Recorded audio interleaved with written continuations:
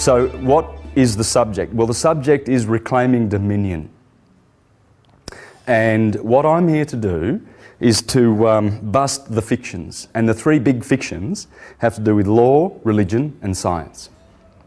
They're all controlled by certain entities on this planet, very powerful entities.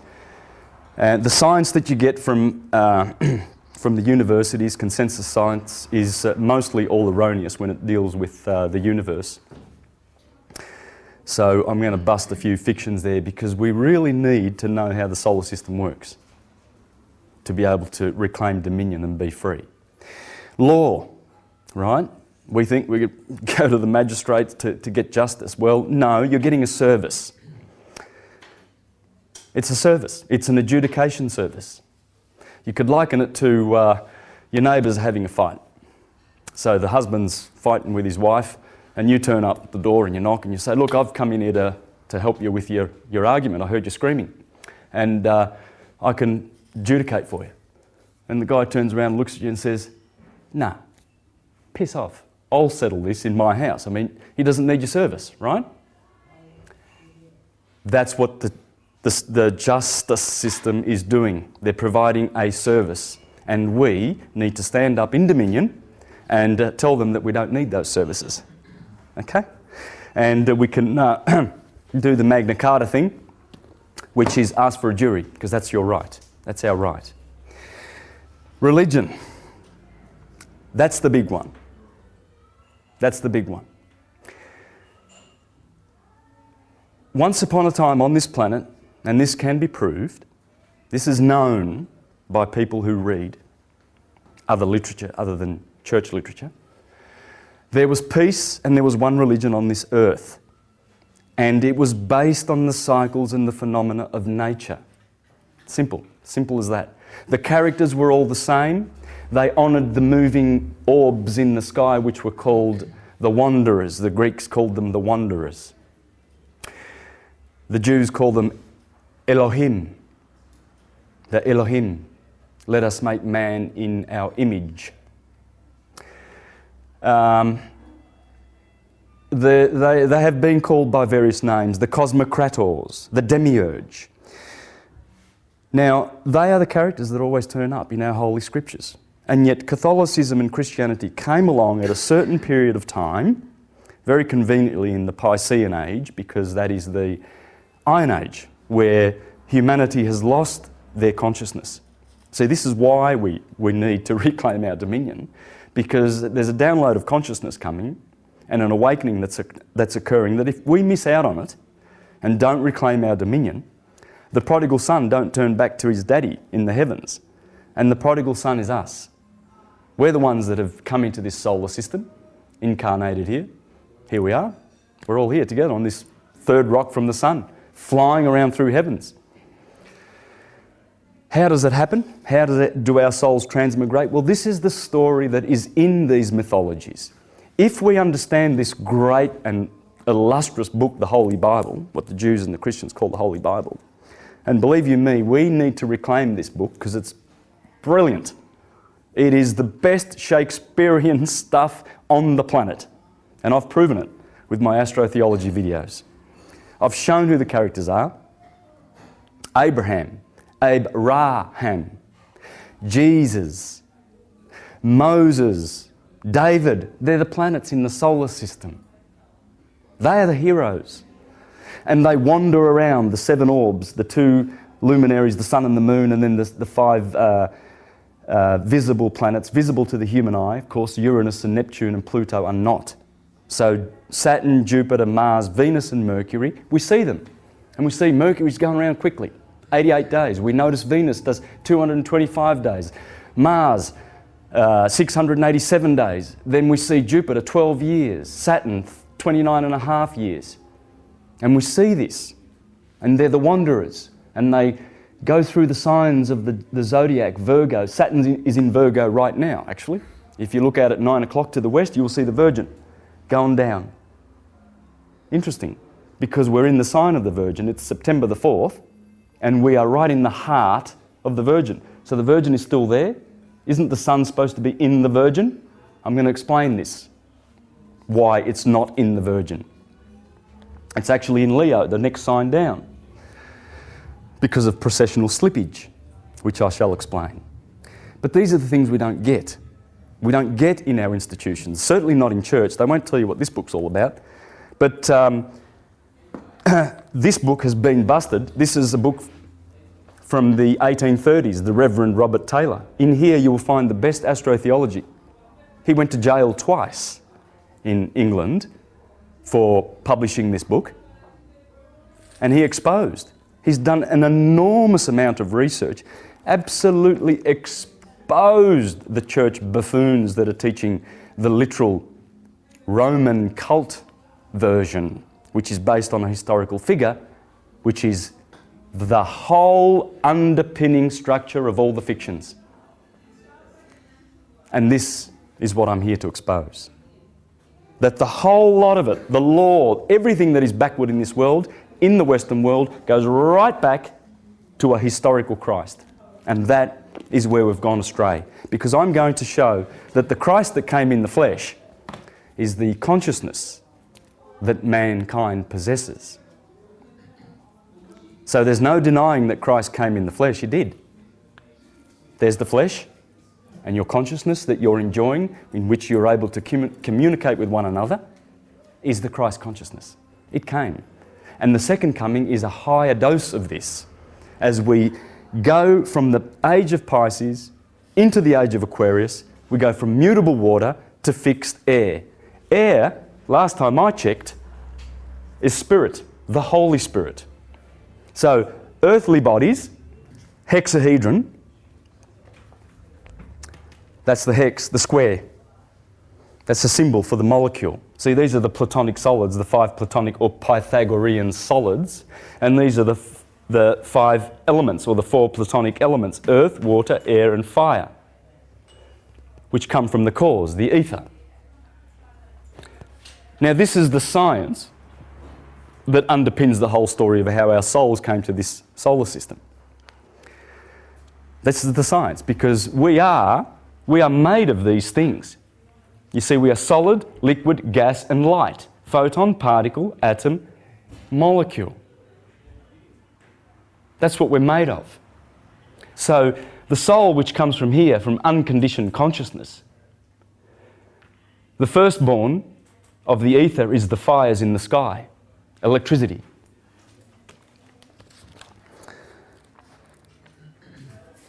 Walter Russell. Are we familiar with Walter Russell? Great genius. Please, I'm going to be using this book a bit today because we're going to bust the science, right? This guy busted the science. He debunked Newton and his gravity and whatever theories. He debunked them.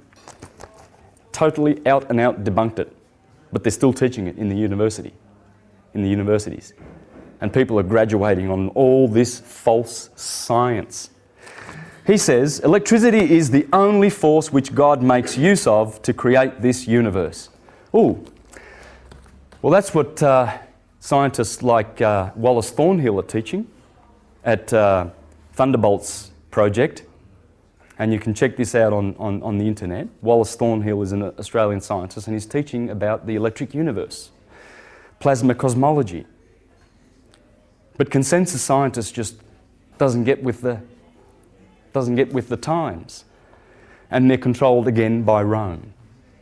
Okay, so Rome is controlling all of this. Now, I'm probably going to be starting with the law. All right, we're going to bust the law. And no need to write this down. As I said, I'll have DVDs so you can get this information. Okay, so, but that's my website. And this is Franco Collins, and this is another good website. But apart from these websites, I'm going to be recommending, if you want to research the law stuff, Dean Clifford. Okay? Punch in YouTube the name Dean Clifford. And he's in Canada, and he is the best guy you want to be studying and listening to right now. Right now, if you want to reclaim dominion and you want to bust the fictions in law. Okay? Now, the Catholic Church, the Roman cult, controls everything that happens in your courtrooms, okay? Everything, the whole lot. The magistrates wear black because they are priests, they are ecclesiasticals, they are ordinaries. An ordinary is an officer of the church who, by reason of office, has ordinary power to execute the church's laws. So these people are working for the Inquisition. And I'm going to show how they set this system up, okay, via a system of trusts. Now, the trusts are, the first trust was in 1302, and Boniface was he the 8th now? Anyway, that papal bull is Unum Sanctum, okay? He set up this trust, this papal bull, and then there were 3 subsequent trusts that derived their power from this one. Unum Sanctum tells you that everything on this planet belongs to the Catholic Church, okay? You too. That's the presumption, because that's their claim of right. You see, we don't have papal bulls, do we? Anyone, hand up if you've got a papal bull where you've cursed the whole world and claimed to possess the... Does anyone do that sort of shit? No. They do. And they've done it. And these are the trusts. 1455...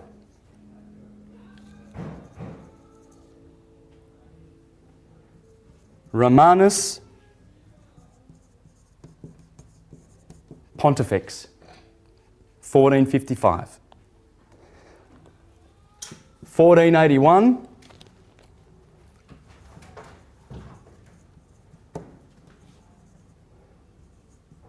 Attorney Regis. Notice the date? 11 years before Christopher Columbus took off with 3 boats full of conquerors, conquistadores. They went to conquer a land which did not belong to them, but they were blessed by Rome. And when he came back in the year 1493, he signed the Treaty of Tesadillos, which gave them the whole of the Americas to the Columbus family. That's not the true name, by the way. Christopher, last time I checked, means bearer of Christ, and Columbus is the holy dove. So he went with the blessing of the Catholic Church. So that family, the Columbus family, 12 years after this date, and I'll show you why this is very important, because this is the property that they've stolen off us. And so they split it up between the Columbus families, the elite families, and the Vatican Church families, because the elites own the biggest corporation on the planet, which is the Vatican. Right? They deal in, well, it's a business. And the most profitable business that they deal in is war, people trafficking, enslaving countries, conquering countries, making fictional money, Federal Reserve money. They're in bed with the banks. They're in bed with the Rothschilds. In fact, one of the 6 founding dynasty sons of Rothschild, Amschel Rothschild, went down to Naples and begun a long history of looking after Vatican money since 1823. And that was Carlo, down in Naples. And you see the famous picture where Rothschild is kissing the Pope and he's like, whoa, we're going to do business, man. This is history. We are going to do business. And in fact, in France, they called the 2 Rothschild brothers, Nathan and James, Nathan in England and James in France, they called them the Demon Brothers, and they were about to lynch them. But they were spared, and they have been spared many times over, this family. And they're still out there murdering and killing and plundering and medicating us and poisoning us and indoctrinating us and pumping millions of dollars into their corporate churches, mostly Christian. Now, I'm not going to attack Christianity. There's some good Christian churches out there that are not corporatized. They're not corporations. Good in terms of, well, you know, they're not corporations doing business. Because, corporation is business. The Watchtower and Bible Tract Society incorporated. And they've got a board and members and shareholders. Every corporation has shareholders. You're the single sole shareholder of your corporation, your registered birth name. You're the shareholder of that, the beneficiary and the executor, the general executor. And this is what I'm going to show you, that we need to reclaim that position. So when you go into court, you just rock up and you say, hey, Mr. Judge Boy, I happen to be the general executor of this account. And by whose authority do you use that name as personal identification? So I'm going to appoint you trustee and you just dissolve this case. Bye-bye. Business is done, and get out there. Get out of there. And this is what we have to do. We just have to do it to restore justice and law to the world. And it's a coming. 1537, convocation. Okay, now I've gone into this, I've got a video on YouTube about the law. I've gone into this in more detail. I'm not going to go too much into that. These are the trusts, okay? This takes away your real property. This takes away your personal property. This takes away your soul. You've all been baptised into the Catholic Church. You have, all of you. You got a birth certificate? That's your baptism. That is your baptism. You see, it's a ritual. They perform this ritual in our hospitals because hospitals are military facilities. Since 1931, or at least in the 1870s, with Abraham Lincoln's efforts and the banksters. But we are born in wards. You are wards of the state. In their eyes, this is their presumptions. This is their presumptions, and unless you rebut those presumptions, they stand. That's why they can get little young 18-year-old boys that come to court and they're trembling and nervous because they didn't have a license, or they were speeding or something like that. And they get taken into court and people are being jailed for not paying CityLink. This is how they can do this. They can get away with it. Because people aren't saying, hey, hang on a minute here now. Hang on a minute. I am the sole beneficiary and shareholder of my corporation. And I'm going to tell you, Mr. Public Servant, what's for. You're not going to tell me. And I do not consent to your jurisdiction, or I do not consent to go into one of your warehouses because we're just property, chattel. So they can warehouse us in prisons. They can do that if you don't know who you are. You see, this is what the whole thing of law, religion and science is. We have to bust the three big ones. And the law must be dealt with. We've got to deal with this aspect of their presumptions. Get into Dean Clifford, where he teaches all this. I probably only know 1/100th of what he knows.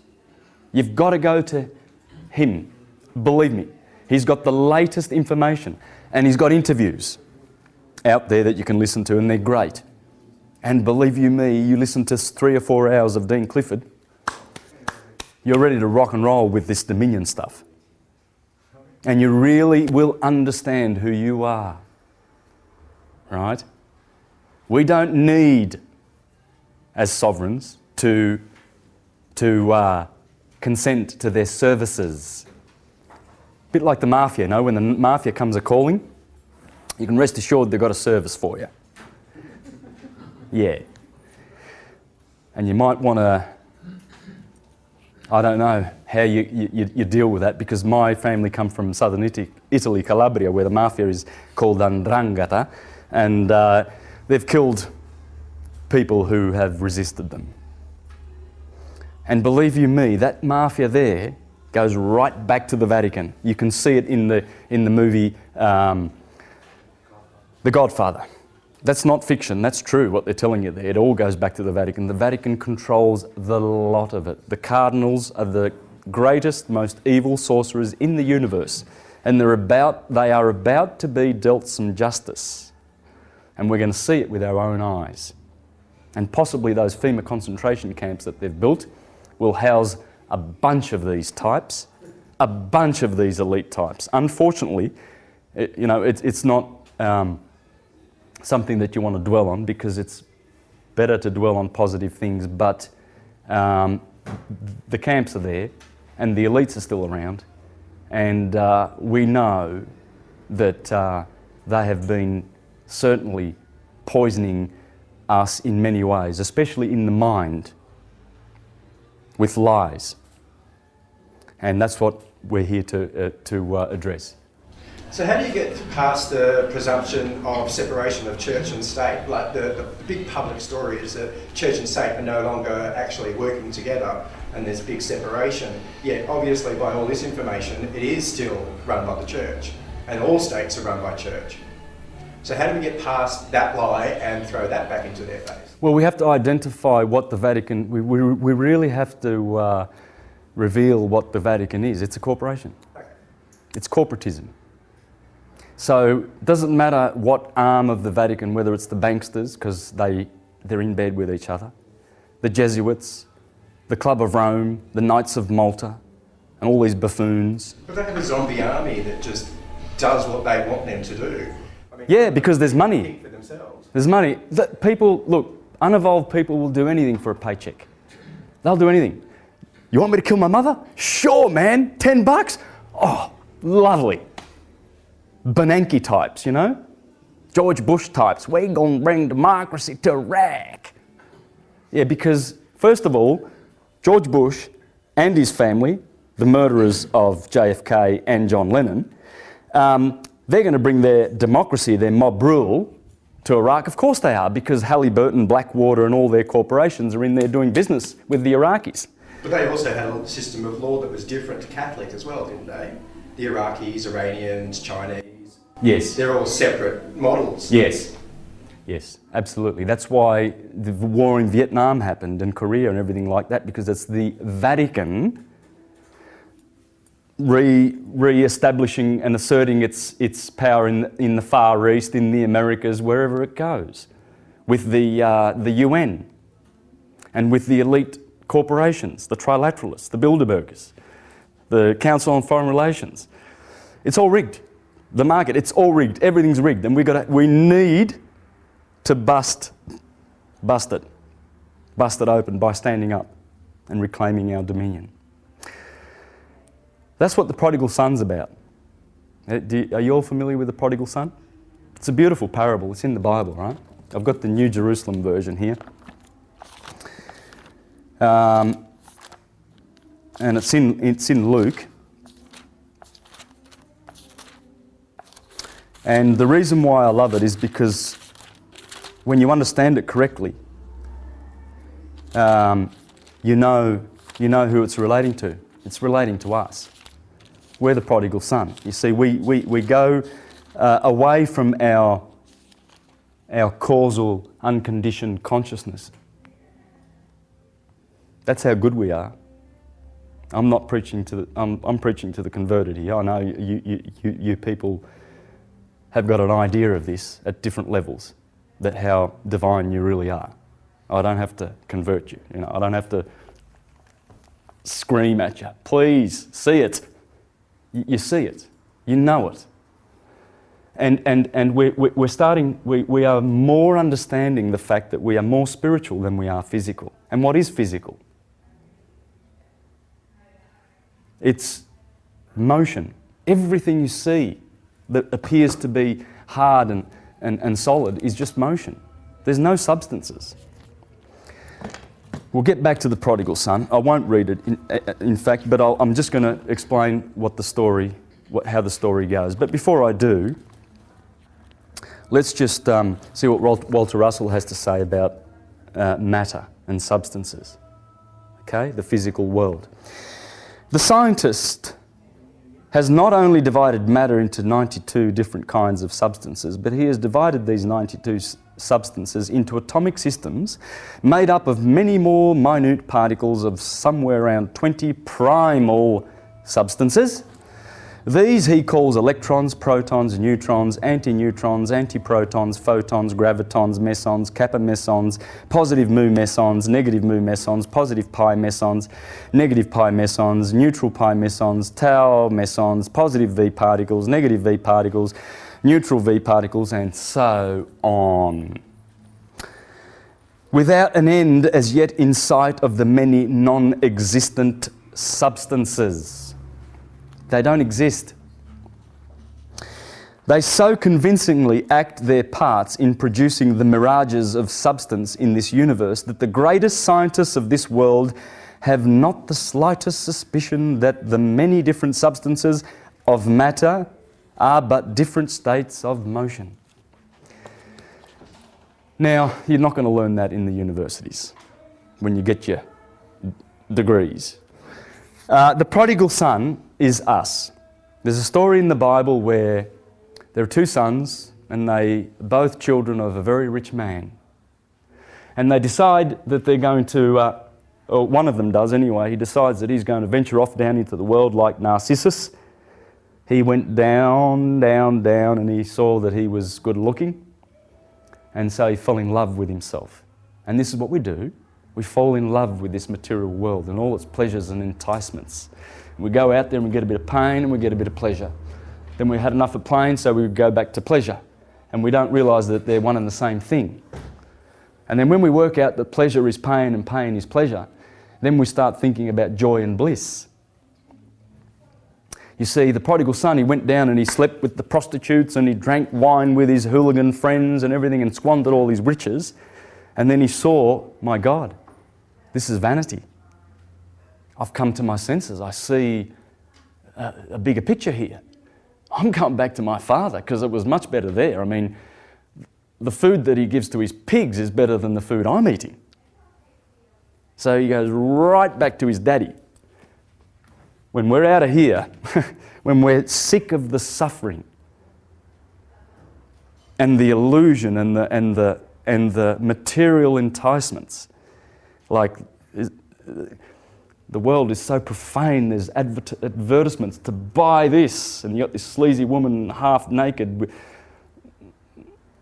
advertising all sorts of products. Buy this and consume that, and here's some money. Come on, get out there and consume as much as you can.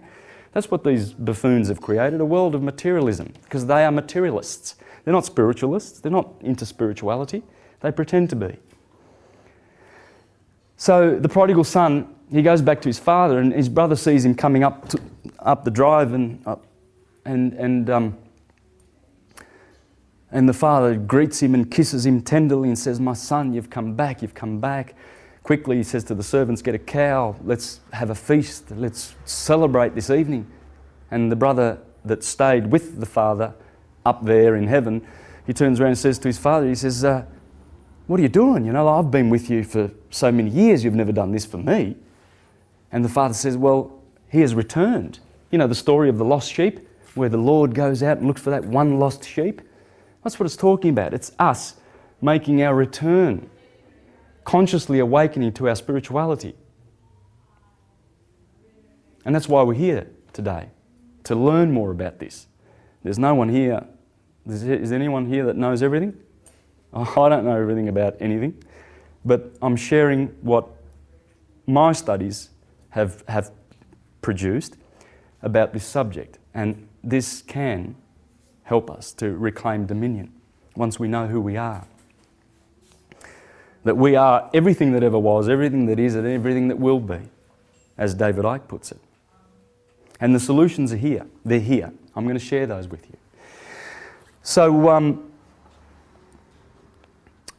All of this system is run on the presumption of your being lost at sea. See, they have these trusts and they administer these trusts for you. Unless you write to the Attorney General and tell him, excuse me, I've come of age and I'm going to be the General Executor from now on. You just step aside, buddy. That's my job. And then you're, in terms of law, your life is back in control. You're in the control seat with the steering wheel in your hands and not these buffoons. Because they will. Is that the Red Sea that you're talking about? That you go on in Know Thyself as well? Lost at Sea, the Admiralty Law, is that all related to that? Yeah, pretty much. The Holy See. Why do they have a Holy See? Because they are looking after the Lord's affairs here on earth. Because the Apostle Peter was given the keys of the kingdom by Jesus. So back in 325, with Constantine, the murderer, he established the Church of Peter, St. Peter. So you pay Peter, don't you? Right? The Peter's pence.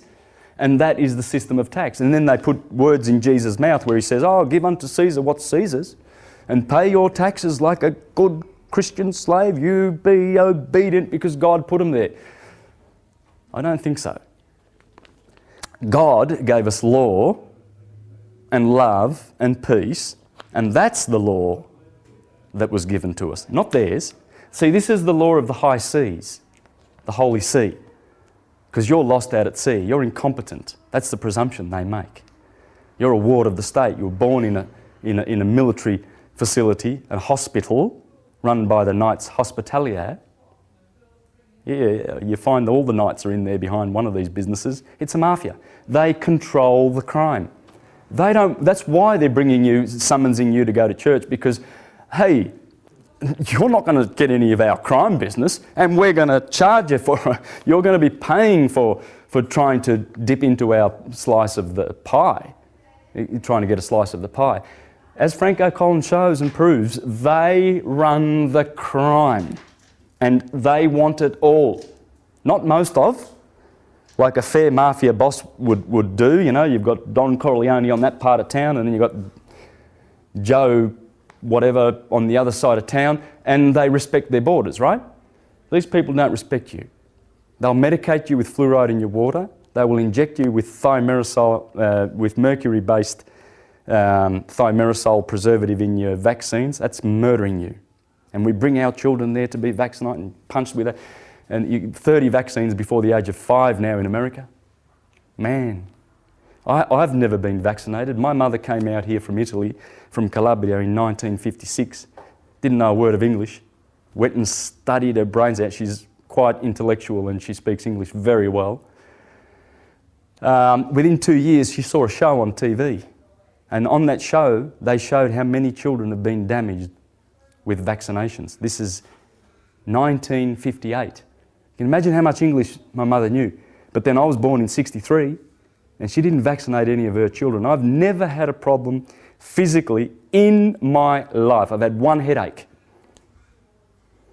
Now I see people around me, friends of mine that have got arthritis, diabetes, asthma. My God, the list goes on and on and on, because we're eating aspartame, we're eating all that shit that they put out there deliberately. And we've forgotten nature. We've forgotten who we are, so we don't grab an apple off the tree, which has vitamins and light. See, raw food is light food, and we are light bodies. So our light bodies are being dulled and dulled and dulled and dulled the more of this processed shit that we eat. You see people at the supermarkets, they've got boxes of this, cans of that, boxes of everything else, and like, who put them in the box? And how many processes go on before it gets in the box? There's cooking and double cooking. That's what biscuit means. In my language, biscotto means twice cooked. Bis means twice. Cotto means cooked. So you cook them twice, and just get that light out of there. Just strip that food of light. And then put some flavours in there. And some preservative to boot. And eat that, you dumb. And people eat it. You know, they've got this, see, rock up there at the supermarket and they've got boxes of all sorts of cornflakes and all that. My God. Look, Yes, diet this, diet that, white this, white that, everything's bleached. I mean, have you guys ever seen that getting around on the internet? McDonald's? Yes. The poo that they give people to, but they flavour it so it tastes great. But it's poo nonetheless, right? Look at the process, McDonald's. And for all people watching the video, this is a plug for McDonald's. It's pre-chicken nugget meat paste, ACA, mechanically separated poultry or mechanically separated chicken. The photo has been extensively passed around recently, and for good reason. It's a peek into the rarely seen world of mechanically separated meat or advanced meat recovery, or they call it AMR. You're eating AMR food, good on you! Foodjucate writes, some American figured out in the 1960s that meat processors can eke out a few more % of profit from chickens, turkeys, pigs and cows by scraping the bones 100% clean of meat. This is done by machines, not humans, by passing bones left over after the initial cutting through a high-pressure sieve. The paste you see in the picture above is the result. Is that what chicken is that mean? That's what they stripped off the bones with chemicals, because there's profit in doing so. They're not going to give you real milk and real dairy ice cream and, you know. It's a chemical strip, not a physical. Well, hang on a minute. I haven't finished. Just watch what it is. Just listen to this. There's more. Because it's crawling with bacteria, it will be washed with ammonia. Good old ammonia. Soaked in it, actually. Then, because it tastes gross, it will be reflavoured artificially. That's your soft-serve McDonald's. Then, because it is weirdly pink, it will be dyed with artificial colour. That's AMR food, people. The resulting paste goes on to become the main ingredient in many of Australia's favourite mass-produced and processed meat-like foods and snacks: bologna, hot dogs, salami, pepperoni, meat jerky, and of course the ever-polarising chicken nugget, where the paste from the photo above was likely destined. And we bring our kids there and we, oh, you're going to get a soft serve, son, because you've been good. You're really good today at shops. You're going to get a soft serve. Blah, blah, blah. Ammonia, artificial flavour. There's no light. An apple a day keeps the doctor away. What's wrong with fruit, you know? But the light also feeds the intelligence to discern. So it's all, you know, and also all the flavours and the numbers, the number food, they create addictions. Yes. Mm. Yeah, spot on. It's all, you know, self-feeding. It really is. So anyway, look, the bottom line is that, thanks for that, it's get some light into you, people, and you watch what happens. And turn the TV off, and you know all that. Because otherwise we're not going to make what's coming. There's a big, big, big awakening coming, and we're going to benefit from it to varying degrees. We're going back home. There's no mistake about it. There's no mistake about it, and it's happening right before our eyes.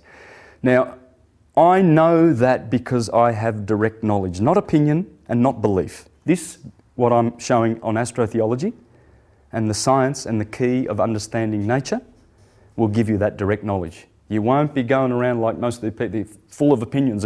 Well, I think that the Labor Party, well, I think that we do this to the economy, we'll fix, you know, there's opinions, they've vomited out, and they're repeaters of false information that's been fed to them by the Illuminati in the first place. And they just go repeating, not originally, they don't have any information of their own origin.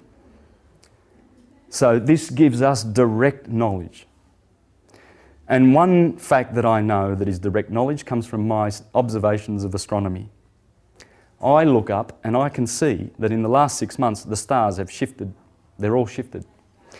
Check out on YouTube a video called "The Shift is About to Hit the Fan" and see what the Eskimos, you see these Eskimos, you know, they've got no teeth and everything, old fellas, you know, little wise men sitting there in the interview, one after another being interviewed, and they're sitting there and they're explaining, they're going, the sun used to set over there, it sets over there now, And instead of 1 hour, window of hour where we can do our hunting, we now have 2 windows. And the angle of the sun is much brighter and all our snow's melting. I know that. I know that. I don't have to believe there's people because I've been paying attention to the position of the stars for a long time. Tonight at 9 o'clock you'll see Virgo, right? In the west. I'm disoriented. Over there. East is that away. Over there, right? You see the Virgin and then you see Scorpio over here. Scorpio sets at about midnight. It's beautiful. And in fact, in the book of Revelation, it talks about this. It says, and the red dragon pursues the woman, and the woman flees into the wilderness. You see, when Virgo goes below the horizon, anything below the horizon, when you lose sight of those stars in the west, they've gone to the valley of death. They've gone into the wilderness. And Scorpio is always... There's the Virgin, and she's about there now at 9 o'clock. And the red dragon, there's a red star in Scorpio, there's only 4 in the sky. And this one, Antares, that's a mother of a star, that one. It's so big and glorious. And that is the red dragon. And it pursues the woman.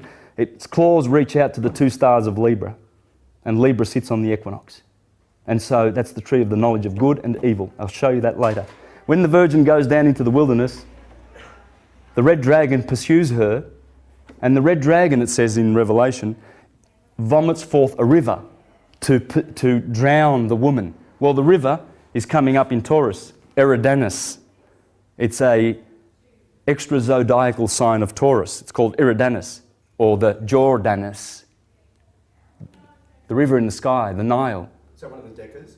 Yes, it's one of the... there's Orion, there's Auriga, and there's Eridanus.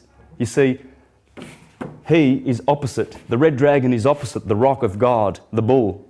The opposites are always, you've got to check the opposites, right? Sagittarius is opposite Gemini, right? Capricorn is opposite Cancer. Probably be better if I pull this down. And this sky chart, this is the one that will explain all the mythologies. You won't have to worry about interpreting the Vedas or the Mahabharata or anything. It's this. So you look at your opposites, okay? Capricorn, Cancer. Aquarius, John the Baptist with King Herod. The fish and the bread, Christian symbols. Aries and Libra. Here the Jews begin their sacred year. Here the Jews begin their secular year. And that's how it's... See, notice the green and the red. This is the Red Sea, the winter. Because springtime, the blossom, sun comes up, blossom. Everything begins. Everything begins over in Aries, okay? The horoscope begins with Aries. Right Ascension starts with Aries. The equinox is there at Aries, so the blossom represents the start of the season because everything's dead here, so it starts here. And this is the Easter, the Passover, the Lamb of God that takes away the sin of the world because of the winter months. The sun now is growing, and so the fruits, then the harvest, and then you preserve the fruits so you can survive the winter. And then bang again, the blossom. It's the sperm of the sun. That's what it represents. Matter is born at 0 planes. That's a 0 plane, last time I checked. 12 hours of night, 12 hours of dark, the 21st of March, the equinox. These are the magic days. These are the solstices.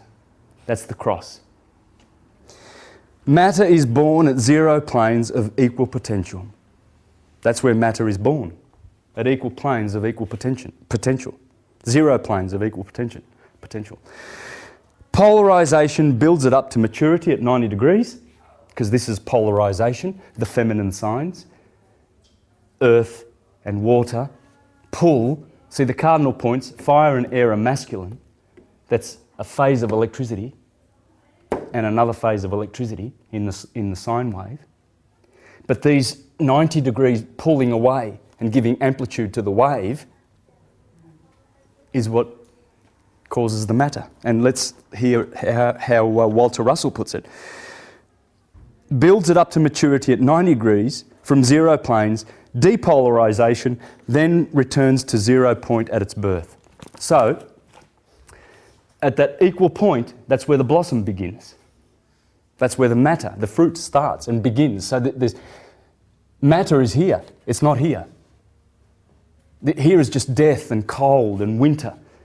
Because in the northern hemisphere, of course, remember that. It's opposite in the southern hemisphere. But the mythology still stands and it still applies to us in the southern hemisphere. Please don't be confused. All you need to do is to understand this is probably one of the greatest books that you will ever read, along with his other one. There are 2 volumes, Thomas H. Burgoyne, where he explains all of this. All of it. That's where I got it from. Here he explains why the slippage of precession does not affect the science of astrology, nor do the hemispheres of north and south. It's just an illusion. The point of equilibrium here is the point where this Earth receives its electric pulse every year. That is the point. This is the great magical point, right here. And that's why everything happens here. Everything happens in Aries. I can give you a bunch of reasons why. I've written them down here just so that I could share this with you.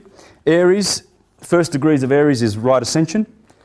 Cardinal fire, cardinal being close to the source. It's cardinal fixed mutable is birth, growth, decay. That's what it is.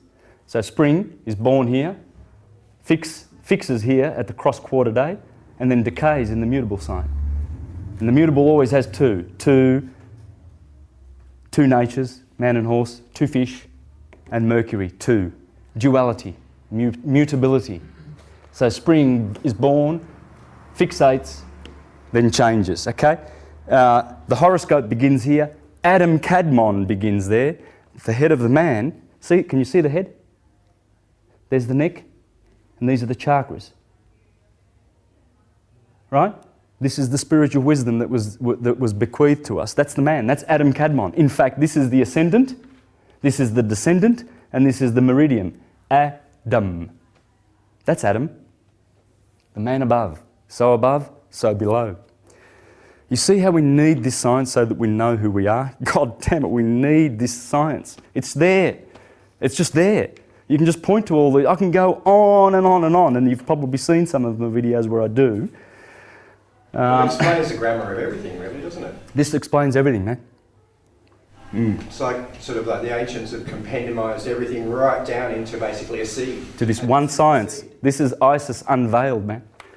We've just unveiled. This is the key to understanding everything that happens electrically in this universe, because it's an electric universe. Here it is. The 1 becomes the 2, becomes the 3, becomes the 4 elements, becomes the 7 planets, and the 7 chakras that are in there, becomes the 12. And that's why Jesus has 12 apostles. The 12 tribes of Israel. We're all the 12 tribes of Israel. I'm Aryan. Hands up, any Geminis? Sagittarians? Scorpios? Well, this is it. This is Benjamin and Naphtali and Asher and Dan and Gad. We are the Israelites. These are the 12 tribes of Israel. Israel is the sun. Isis, Ra and El is this wheel. And they hide that. And this is the disgrace of the churches. And this guy, when he busted them 170 years ago, 30 years after him came Kersey Graves, and he revealed to the world in this book that the 16 crucified saviours that are to be found all over the planet are one and the same person. It's the Son. And in his address to the clergy, you want to read that, 5 pages where he says, clergy types, your business, it's over. It's over. He said that 150 years ago. He gave notice to them back then. Why are we still here? And the churches have so much power? Because this is the power of the illusion. We need to bust the illusion and help churchgoers, because they will never be saved by waiting for someone to come and save them. Salvation and ascension and consciousness comes from within. We don't do the work, we don't get the cookies. We don't. Now, Interesting, when you put videos out on YouTube, you get comments. And some of them are great. One guy, he says to me, Santos, you know how you said that Little Red Riding Hood, the sun, let me read that from John Thackeray Bunce's book, okay, on fairy tales. This is written in the 1800s. Just for the people who have not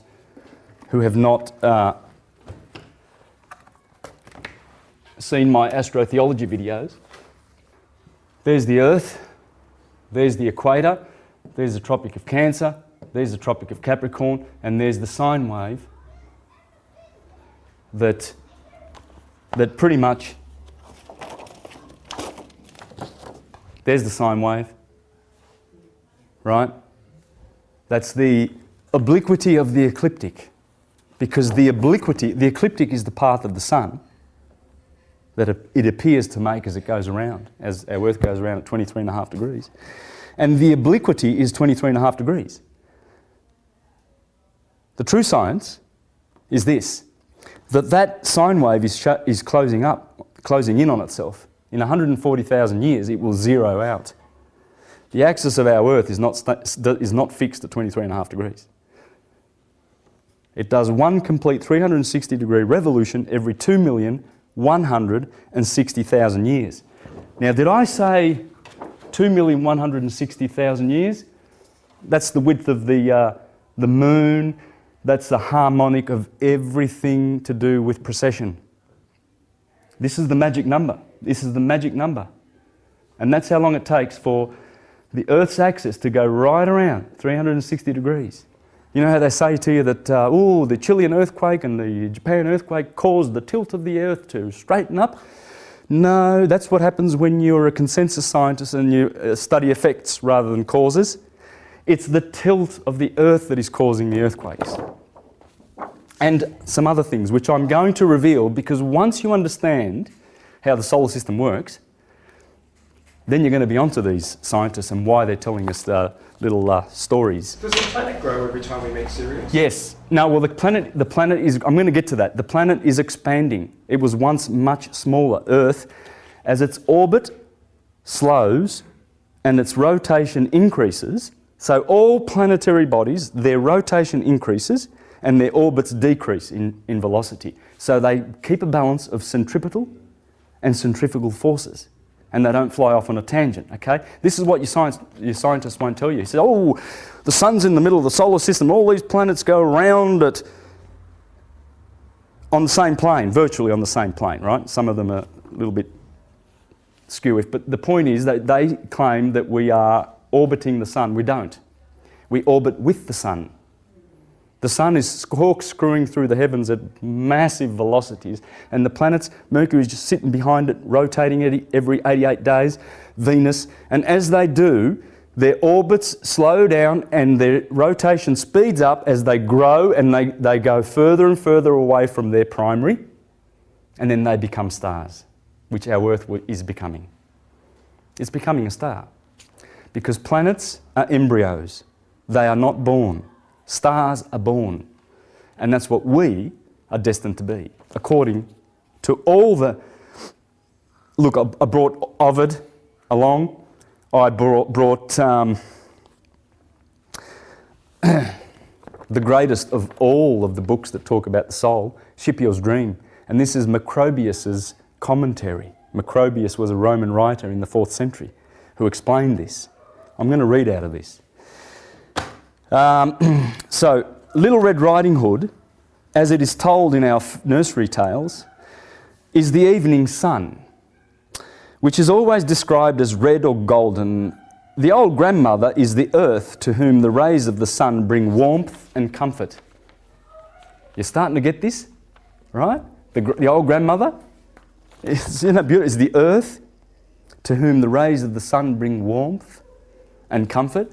Isn't it beautiful when you start understanding the fairy tales and the Bible and all those grotesque stories like Jonah being swallowed by a whale, Samson killing 1,000 Philistines with a jawbone of an axe, you know? I mean, come on, like God's going to bless him as a judge for going around killing people.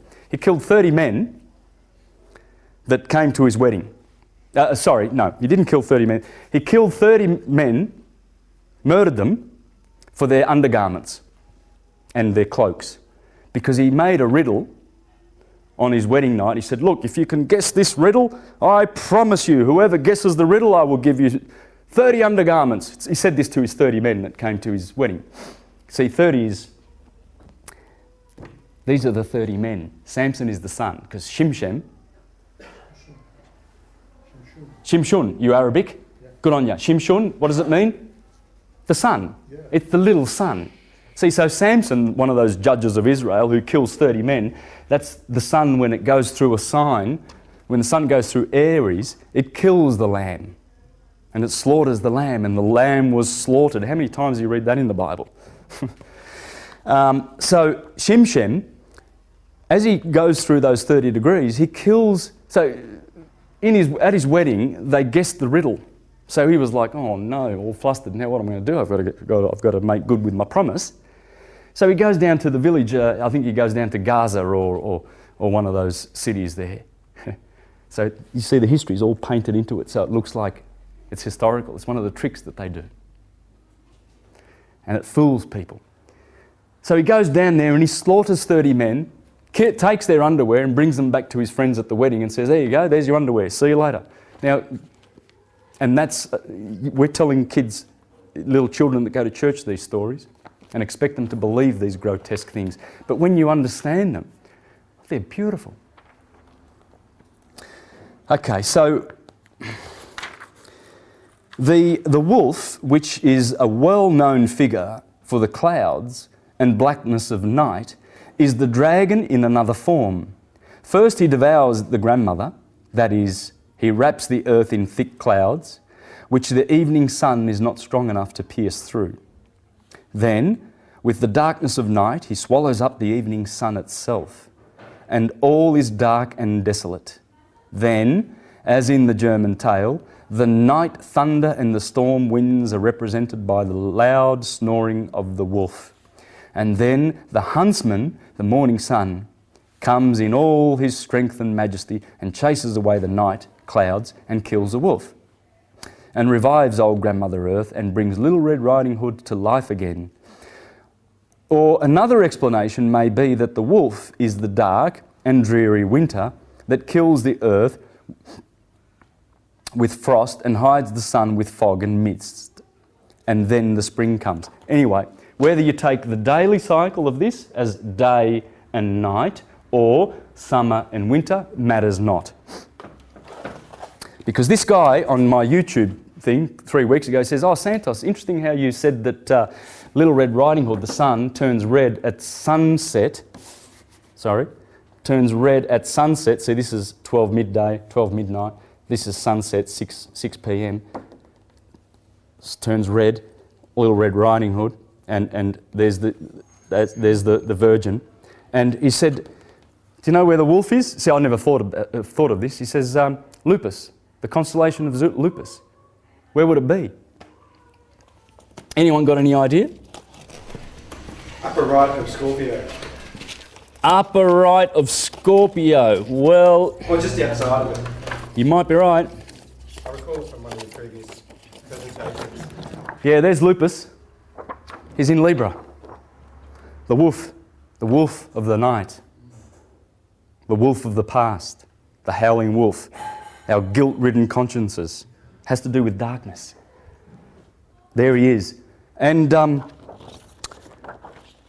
where would Perseus be? The slayer of Medusa, the starlit night. Perseus is the sun. And when he rises in the morning, boom, he chops off Medusa's head. And he relishes in the conquest. Well, he'd be in Aries, wouldn't he? Yeah, that's where Perseus lives, in Aries, 6 o'clock to 8 o'clock every morning. Perseus, the slayer of Medusa. And there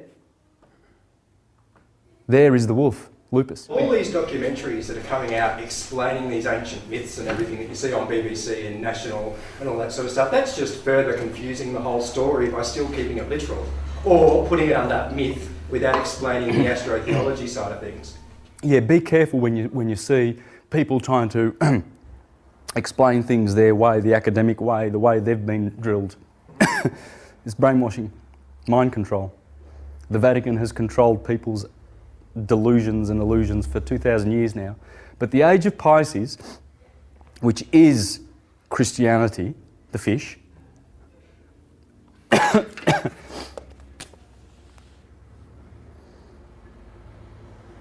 that's the Vesica Pisces, right? The two circles that share a common radius, and the number there is 153. 153. Remember, Jesus is about to ascend and he's cooking some fish, and because he's just died, right? And he's on the beach, and there's his resurrected, and there's the disciples on a boat, and they haven't caught anything. So he says, "Hey, have you caught anything?" Peter says, "No." And so he says, "Well, cast your net on the other side." And they do, and all of a sudden the nets were bursting.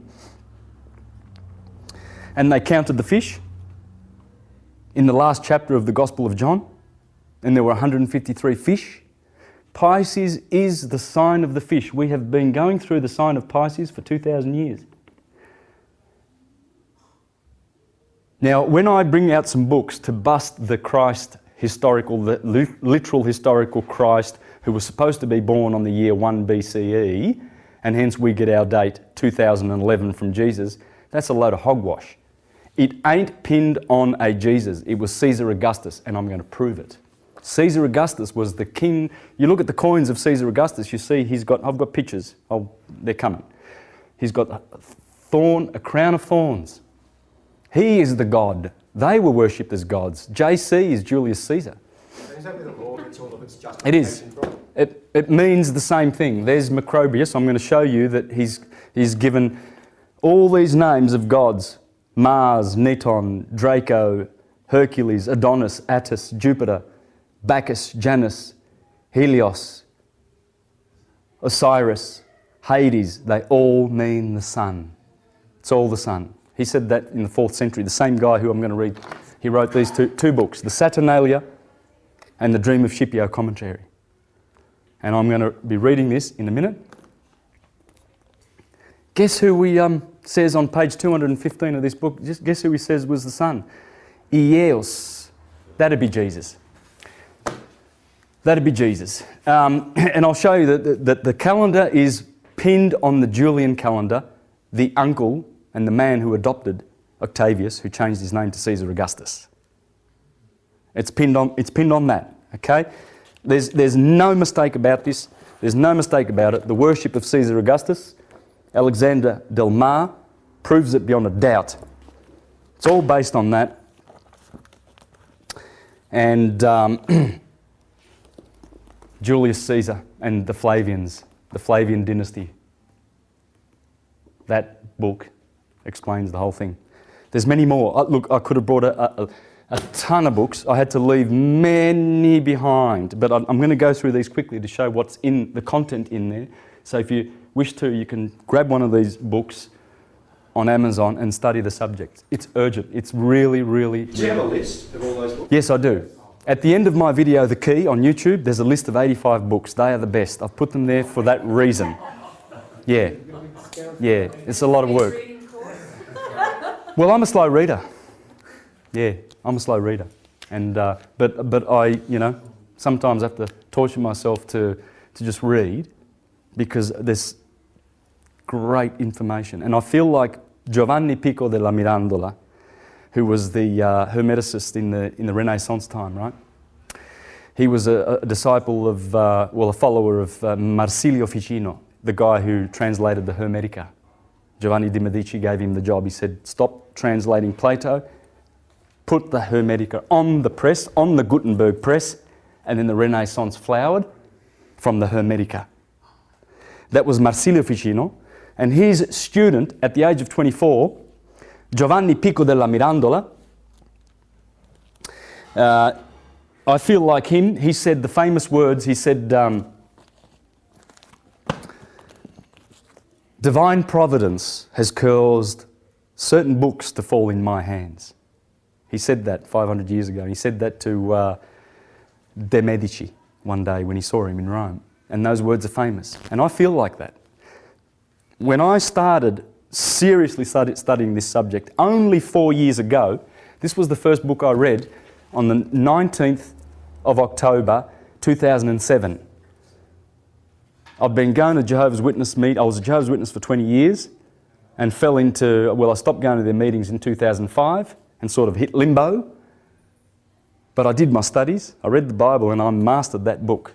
I know it better than any theologian types out there, any of them, because I used to read it. Read that and I opened my eyes.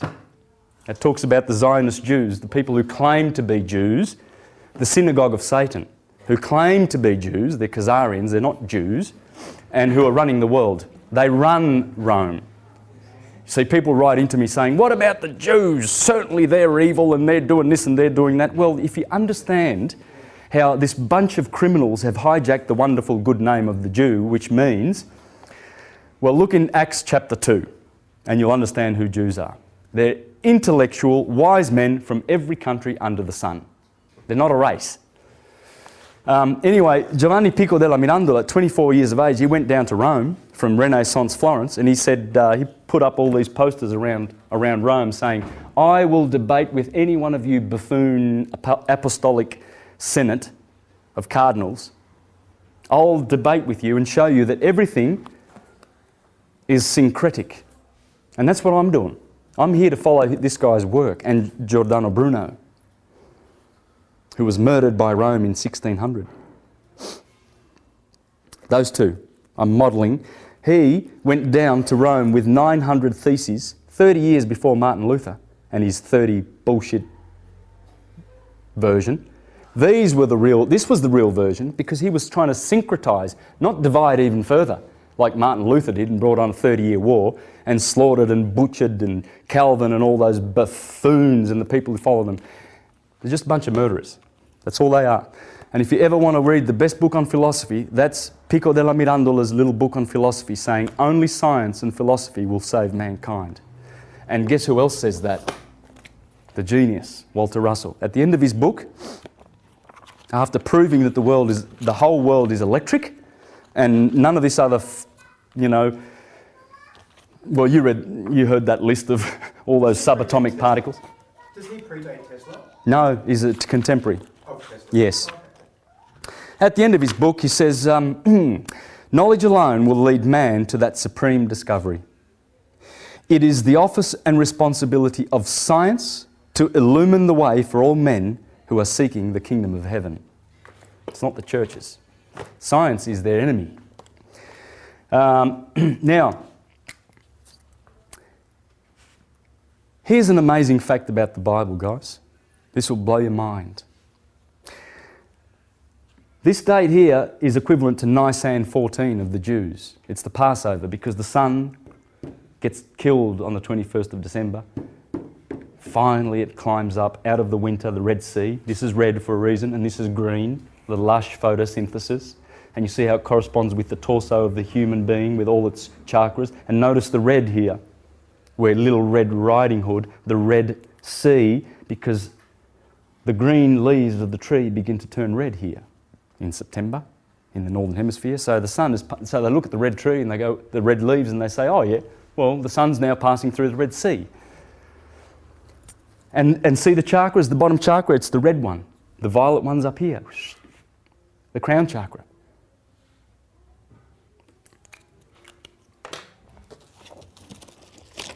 Let's have a look at some images, shall we?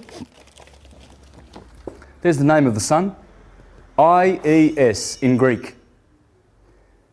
I-E-S, the yes. I've shown that in other videos, okay? I've shown that. There's the Korean flag. Bit of science there, isn't it? Spirit and matter. Fire for red, water for matter. Earth, air, fire and water. That's the Korean flag, South Korean flag. That corresponds with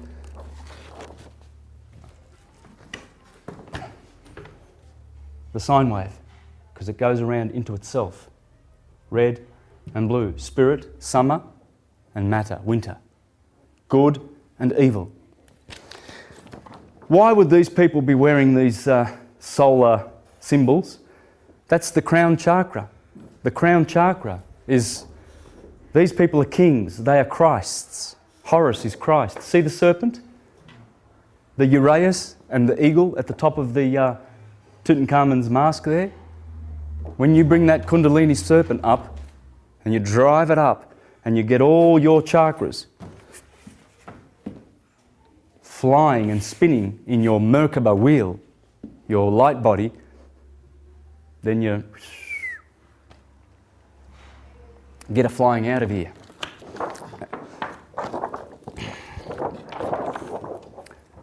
There's the chakras, guys. The bottom chakra has 4 petals, 6 petals, 10, heart chakra, 12, 16, 96. Any mathematicians around? How much does that add up to? 144. Multiplied by the 1,000-leafed clover of the crown chakra, that's 144,000. You know the song, I let the saints, when the saints go marching in, oh Lord, I want to be in that number. The number is the 144,000. If you want to be one of the 144,000, you have to work on your chakras. That's the seal on the forehead. That's in the forehead. That they were sealed. It says in Revelation chapter, I think it's chapter 12.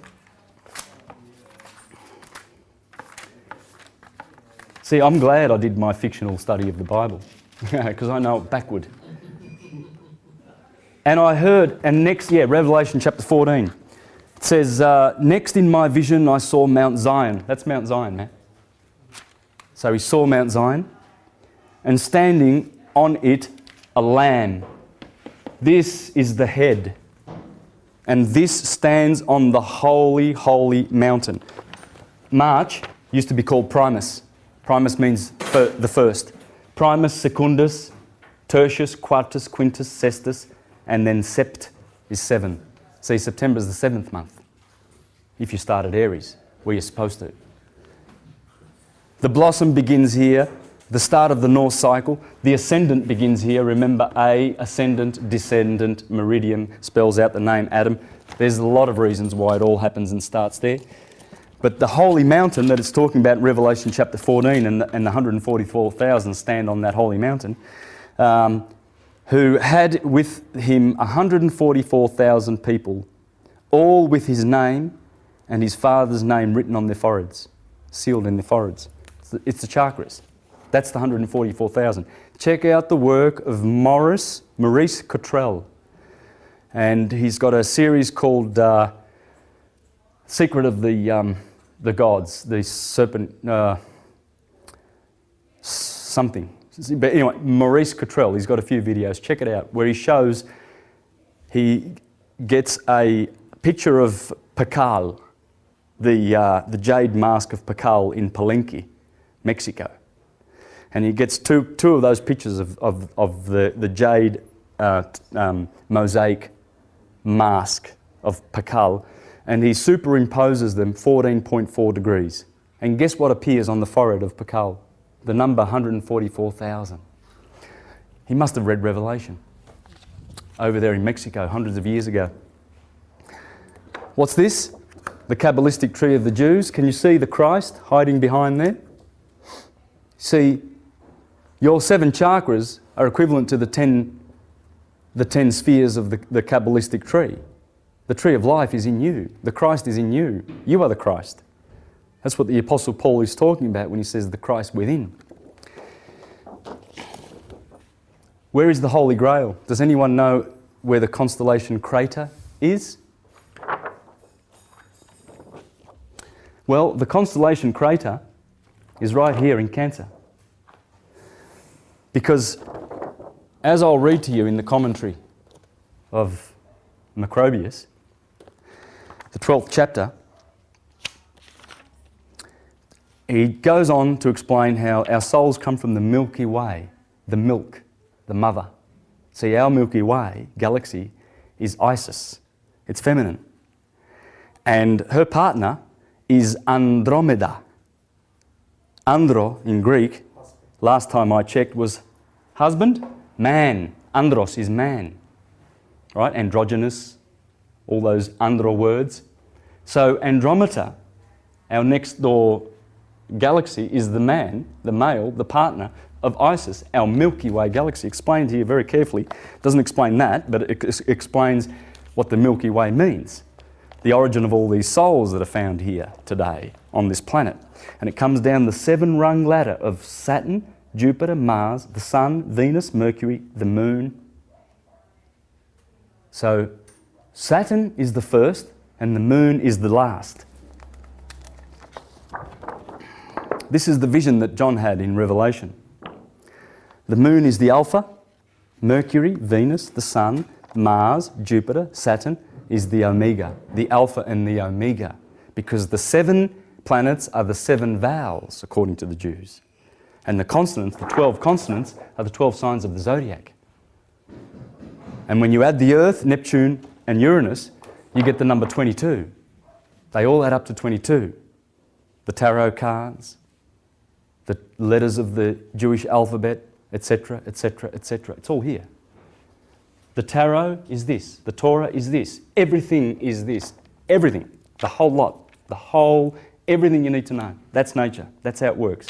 Anywhere in the universe. Okay, so at this point we shall discuss the order of the signs by which the souls descend from the sky to the infernal regions of this life. So he's discussing the most important thing that you could ever discuss, right?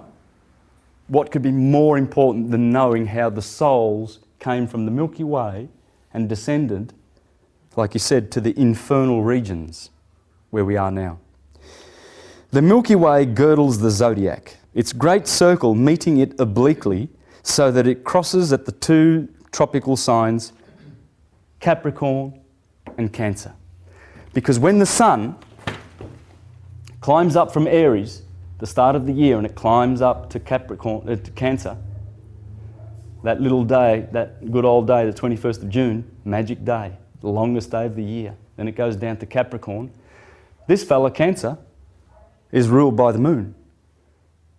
Because the tilt of the Earth causes it to be closer to the sun in the northern hemisphere. Not closer physically, not the planet closer to the sun, because it's not. Okay, it's the tilt of the Earth. So in the northern, if here is the sun, in the northern hemisphere, the tilt will be like that in summer, because and these people in Australia will be experiencing winter. Then when it goes around the other side of the sun, it's the opposite. But because it's closest, and the moon is the closest sphere to the Earth, they place the sphere in Cancer. The moon, that's how it sits. Always sits like that. You never change it like that. That's the Jewish candelabra, the 7, 1, 2, 3, 4, 5, 6, 7. There's Cancer, there's the moon. The moon rules Cancer. Guess who rules Capricorn? Good old Saturn. And this is what the ancients knew, and they explained that our souls descend from the moon sphere and descend and ascend out of the rings of Saturn. Those rings of Saturn, you know, Saturn, he's got the scythe, he's the Grim Reaper, dressed in black. Well, they're the same people in your church who are dressed in black. The Saturn church is the Latin church. That's why they give you a whole bunch of Latin words when they summons you, you know, the accused, a hearing. Because it's the Inquisition, man. It's still on. And because we haven't stopped it. We're going to stop it. We are stopping it. Are you enjoying this?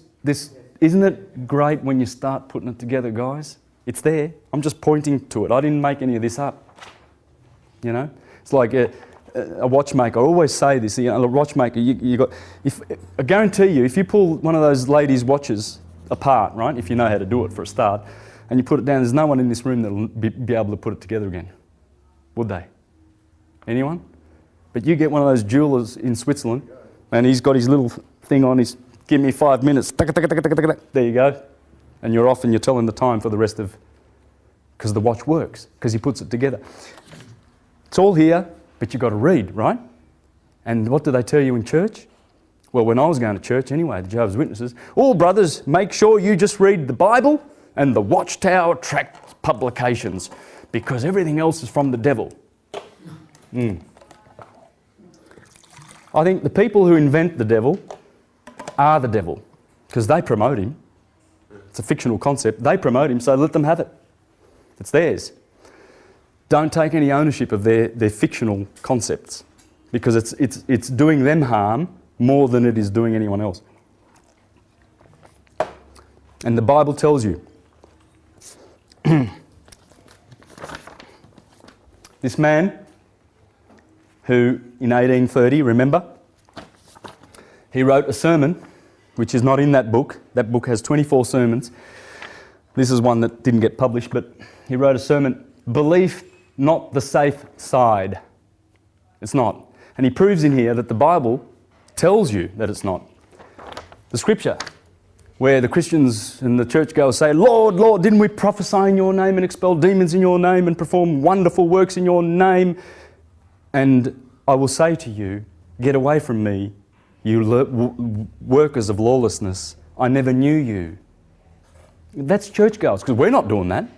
We're not ranting and raving about how we're doing all these church things for Jesus, like converting pagans who understand the cycles of nature. Let's divorce them from nature and bring them to Christ, shall we? And of course, if they don't get baptised, we've always got the sword in the right hand. The Bible's in the left. Souls are believed to pass through these portals when going from the sky to the south to the earth and returning from the earth to the sky. For this reason, one is called the portal of men and the other the portal of gods. Take note of this, guys. This is rich. This is how we came here. They knew it. They knew it. And this is only one. I can read from the Kybalion. I can read from, my God, Virgil, Porphyry, Plutarch. Plutarch's the great one. Ad nauseum. They knew that the souls came from here. The rishis go back to the moon. Then they send in order, Mercury, and they get out of this time-conquered place, Saturn. That's why the Latin church, the Saturn church, controls the Julian calendar. The one that has enslaved us all, the Julio-Gregorian calendar. Rome rules the world, man. They own the calendar, they own the alphabet that even in the Asian countries and African countries will have on their computer fingerboards everywhere, in their law courts, everywhere. It's this language, the Latin language. They own the concept of Christian democracy based on a historical Christ. Right? What else is Rome given? Come on, man, it's everything. It's all architecture. You go to Melbourne, look around. It's Roman, Grecian, Roman. There's a few Greek things there, Corinthian pillars and whatnot, but it's all Roman. And it'll all fall down as soon as we start shaking a bit and vibrate higher. It's a house of cards, man, and we're going to blow it down. I'll get back to the cup, because I want to show you how the cup was placed here, because here it says that when the souls come down, Crater is here in between Leo and Cancer, because we drink of the intoxicating liquor of the cup as our souls descend and we forget who we are. Because we drink from that cup, the Holy Grail. Remember, Perseus is over here. Everybody's in their right positions. I can go on and on and on, and I recommend, I'm not going to do it now because I really want to get into some meaty other stuff other than astrotheology. I have 7 3-hour products on YouTube, on the internet, that I encourage you to get into. Get into them. It's free on the internet. You know? Santos Bonacci, Astrotheology. My YouTube site is Mr. Astrotheology. Mr. Astrotheology. You're a subscriber, right? Yeah. So check them out, and you'll see all the dates. I've placed all the dates there, man. I've gone into so many books to show you how all the dates, all of them, they're all there. And as the sun goes, we go. See, the sun is born here and conquers. Starts waxing up the mountain, just like the moon does, right? It conquers. And as it conquers, the moon takes 14 days to go to full moon, and then new moon, full moon. That's the same as the sun, exactly the same. Full sun, new sun. So that's why you celebrate on the 25th of December, the birthday of the sun. And then, of course, the sun travels 30 degrees and it finds itself in John the Baptist territory. You see John the Baptist baptizing the sun? You see, because January is January the Baptist. John the Baptist. And every year, after 30 days of climbing, this is the wet season. And so the sun gets a hell of a baptizing by Aquarius. And then it comes into February. Well, Febru, last time I checked, in Latin means purification.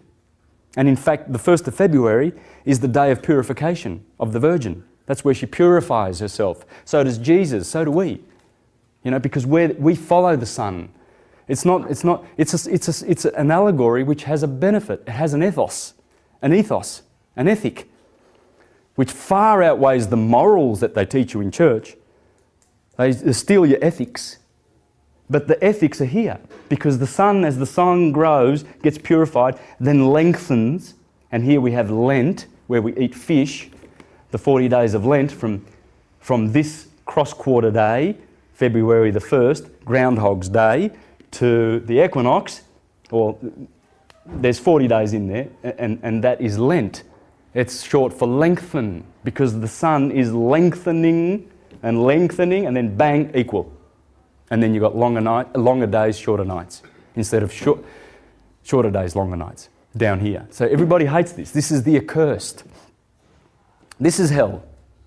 In Italian, inverno is pretty much sounds like inferno to me. Just one letter changed, the V and the F. Inverno, inferno. Inverno is down here. This is summer. Summer is the paradise. This is the green paradise that we all wait for. And remember, the blossom is here, bang, the sperm of the sun, and it produces fruit. And then it's harvested in the Virgin, and then it's preserved so that we... You see, so this teaches, this is an ethic. As the sun conquers, so do we. What do we conquer? Well, we activate our 7 powers and turn our vices into virtues. Bang, bang, bang. We get out of the 3 bottom chakras, survival, sex, and what's the other one? Power, right? This is where your George Bushes would have to be, wouldn't they? Halliburton, we're going to kick your butt, rack. And then we come into the middle one, the sun, ruled by the sun, the heart chakra. And we wake up and Jesus is knocking on the door and we open the door and share an evening meal. That's what it's talking about. When it knocks here. When you hear that knocking, when you hear the calling, see there's 3 types of people on the planet. The captive, the chosen, the called, and the chosen. The captive are the herd. The herd. That's what Parmenides called the captives in his poem. He had a beautiful poem. He was the contemporary of Pythagoras, and he said, I looked upon the herd. Back then, in the Bronze Age, there was a herd. Imagine now, in the Iron Age. They're the captives. They're in jail. Then they get called. Someone knocks, you know, the higher mind starts to awaken and you start going, hey, yeah, it's not like I've been told. It's not like I've been told. Something's wrong. Something's really wrong. Leonardo da Vinci, genius or not? Yeah, genius, okay. If you find from your own experience that something is a fact and it contradicts what some authority has written down, then you must abandon the authority and base your reasoning on your own findings. Anyway, look, I won't read that because I want to move on. It's in here, it's beautiful. Where he says, and the cup has been placed here because as the souls descend, they drink of intoxication. And that's why there is opinion about the divinity. This church says he's angry, this church says he's loving, another church says he's Jewish, another church says he's whatever. Opinion. Because they drank too much of that cup. That's what it says. They said some drink more than others. The cup of intoxication. It's worth reading. It's Scipio's Dream. It's only 10 pages, the original of that. So there's the cup. Now, in the book of Revelation, there's what's described. That's how the Lord God is described, right? Pay attention to this, because there are 7 features, and it's describing Saturn, Jupiter, Mars, Venus, Mercury, and the Moon. All right? Let me read that. Okay, so in the first chapter of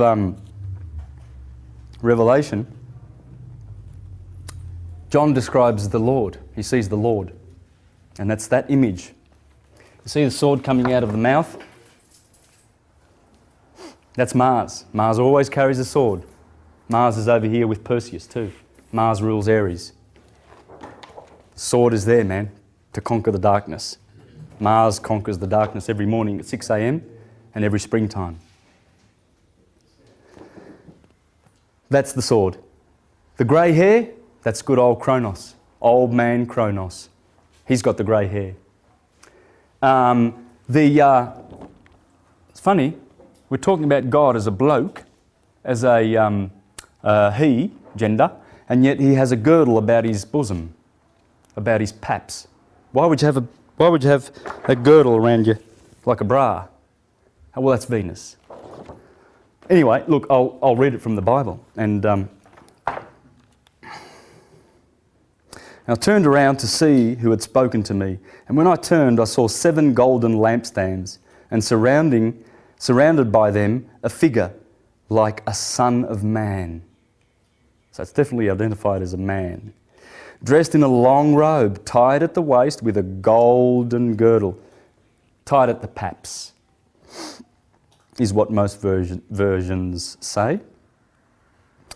His head and his hair were white as white wool or as snow. His eyes like a burning flame. His feet like burnished bronze when it has been refined in the furnace. And his voice like the sound of an ocean. In his right hand he was wielding 7 stars.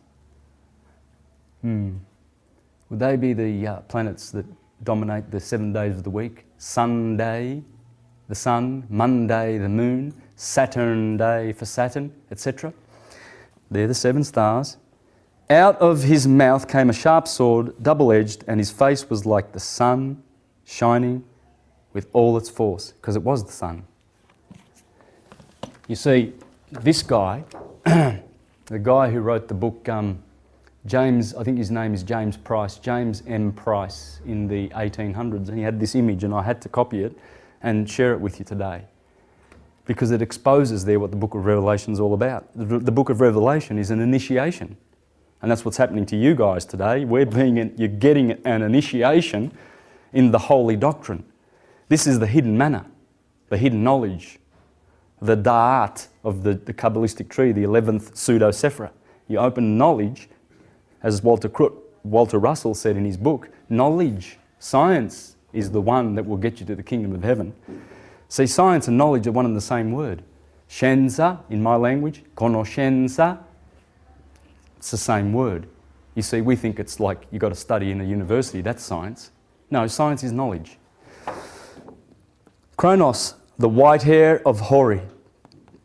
Zeus, Jupiter, the blazing eyes of wide seeing.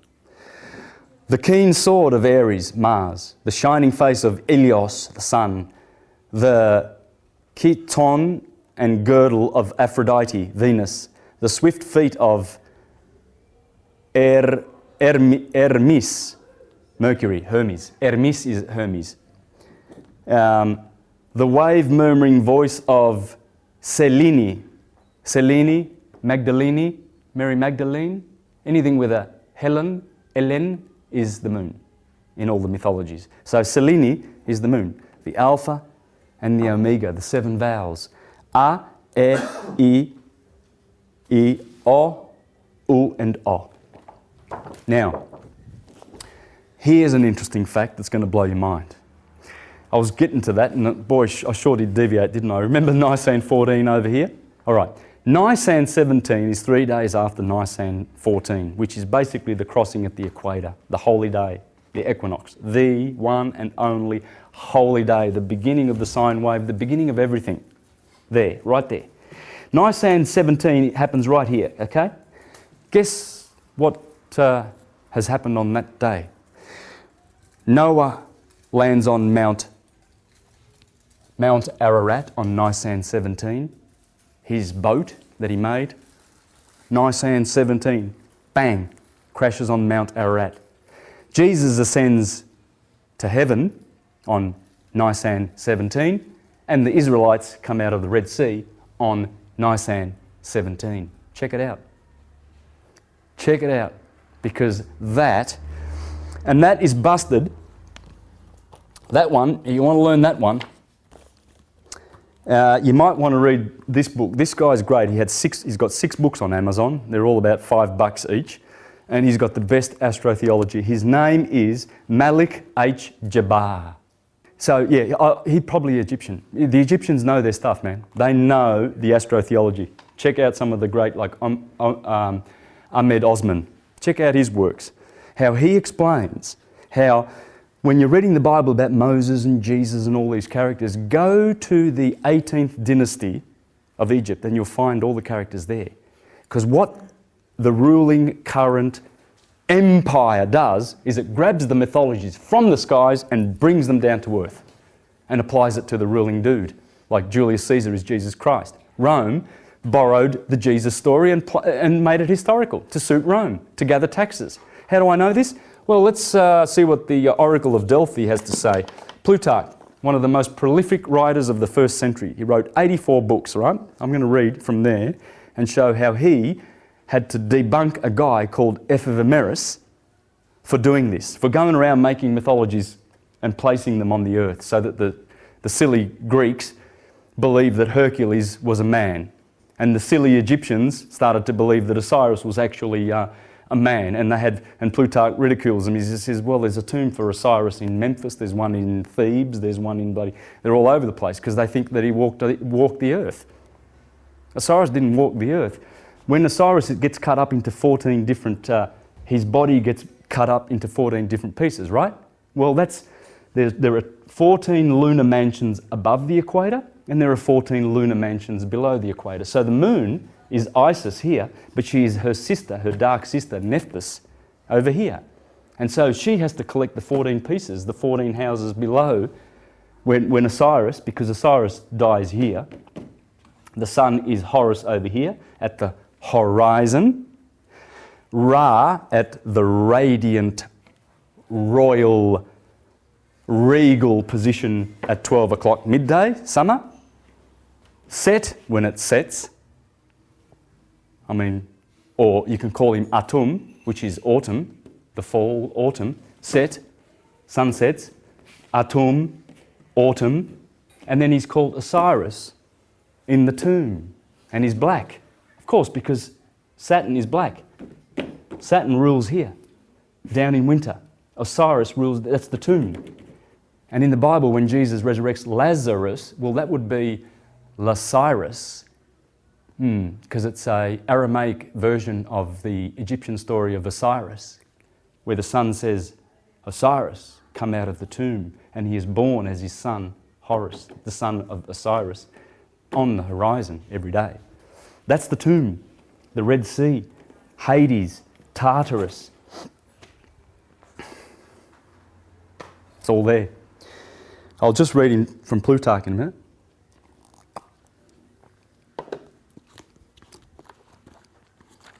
I'm flying along. I know quite a few of you, I can see, are sort of like going, it's a big download of information, but as I said, you can look over the video in your, just cruise along with this, don't worry about taking notes and everything, just cruise along with it, and when you watch the video, then you'll remember all these points. They're good points. I've tried to put them all together on a schedule, and I'm sticking to the schedule too, by the way. All right, so don't think I've gone on too many tangents here. We're going to get through what I promise we'll get through. We will bust the law, the religion, and the science. The science is great. He says here, I hesitate lest this is the 1st century, right? He writes nothing about Jesus. Nothing. And there's a lot of silence. I'm going to show this. A lot of silence. a lot of historians around the time. There is not a shred of extra-biblical evidence written down to prove that Jesus was historical. Did you know that? There's not a shred. Nothing. Not under this sun. You want to go to another place to find it? Good luck. And if there was, you would think that the Catholic Church would own it and display it at the Vatican before the eyes of all inquiring minds. But they can't, because there ain't none. And I'm going to show you that. I'm going to show you how Tacitus, you see churchgoers say, oh, Tacitus mentioned Jesus, therefore he existed. Josephus, Pliny the Younger, and Suetonius. Basically the paper that I'm going to read from, you can use it in your toilet. You can't take it to court to prove that Jesus existed. And I'm going to debunk that because it must be done. And I'll show you that this Augustus, the guy with the crown of thorns, you can see these, if you've got a coin collection, you'll see he's got the crown of thorns. That is the Messiah. He was worshipped as a god. Augustus means God, the August one. I hesitate lest this be the moving of things immovable, and not only warring against the long years of time, as Simonides has it, but warring too against many a nation and race of men who are possessed by a feeling of piety towards these gods. And thus we should not stop short of transplanting such names from the heavens to the earth. Back then, man. Forget about Jordan Maxwell and Michael Zarian and Zeitgeist busting them now. And these guys, Gerald Massey, I've got Alvin Boyd Kuhn. What a beautiful book this is. They're busted big time. He proves that everything in the Bible is absolutely spiritual. It's not historical. This book alone. And this is a good video by Ammon Stop Productions to show how what Pluto was saying. Check out the JC family, the Julian dynasty of Rome, how they set it all up. And then came the Flavians, 30 years of bloodshed in Rome. They built the Colosseum, the Flavian amphitheatre, to give the masses bread and circuses, because you can just do whatever you want if you give them bread and a few circuses. Go to the footy, 100,000. How many were there at Collingwood Geelong last night? There must have been, I think it was 95,000. Not that, I mean, I love football. It's sport, and I'm not attacking sport, but I'm just saying, see how the herd, 100,000 will turn up for that. You get the Dalai Lama or something, and there's 3 people there sitting at his feet. You know, or someone who's got something to say about peace and love. And Bill Clinton comes along, and $1,200 a ticket, you can listen to his bullshit. He's telling you the vomitous lies, and people pay and they sit there, oh, it's Bill Clinton, oh my God. Murderer of many, many, many innocent people. He pulled off Oklahoma. Pulled it off. Check it out on the internet. Find out who these politicians are and what they're really doing behind the scenes. Very nasty Bohemian Grove types who do a lot of things in darkness, like things with children and things to do with sacrificing and all this sort of stuff. You know, they call themselves Christians, so ostensibly people think, oh yeah, we've still got a Christian country or whatever, even though that's the worst kind of setup to have. You look at Jefferson and what he had to say about Christianity, the fiction of Christianity. I'll read some of those quotes in a minute, but I'll get through this. So they transplant the names from heaven to the earth, and eliminating and dissipating the reverence and faith implanted in nearly all mankind at birth. See? By bringing those heroes, Hercules, down to earth, he's saying, eliminating and dissipating the reverence and faith implanted in nearly all mankind at birth. Children, look at children. They know God. They're right there at the source. And they see fairies and they see all these things, and we shut them down real quick. Oh, people don't want the neighbours to hear talking about all these things that you're seeing, all these spiritual creatures and things like that. Let's kill that right now. and great doers of the godless throng, degrading things divine to a human level and giving a splendid license to the deceitful utterances of Euphemerus of Messene, who himself drew up copies of an incredible and non-existent mythology and spread atheism over the whole inhabited earth by obliterating the gods of our belief and converting them all alike into names of generals, admirals and kings who forsooth lived in very ancient times and are recorded in inscriptions written in golden letters at Panneon, which no foreigner and no Greek had ever happened to meet with, save only Euphemerus. He, it seems, made a voyage